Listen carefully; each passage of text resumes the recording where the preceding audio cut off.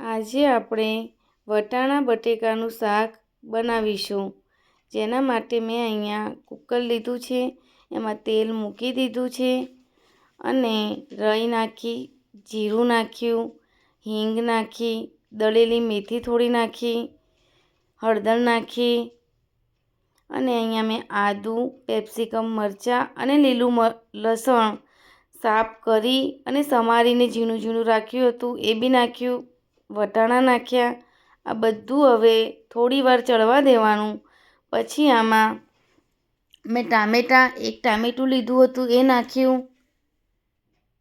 એને હલાવી દેવાનું અને પછી એમાં મરચું 2 ચમચી જેટલું મેં આમાં મરચું, 1 ચમચી જેટલી ધાણા જીરું અને સ્વાદ અનુસાર મીઠું નાખી દીધું છે।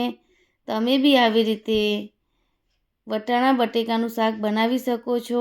બધા છોકરા હોય ઘરમાં, નાના બાળક હોય, તેમને બટાકાનું શાક ખૂબ ભાવે છે, એટલે બટાકાનું શાક ઘરમાં બનતું જ રહેતું હોય છે। તો મેં અહીંયા વટાણા બટેકાનું શાક બનાવ્યું છે। એમાં મેં અહીંયા 3 બટેકા મોટી સાઈઝના લીધા હતા, જે કાપીને નાખી દીધા છે।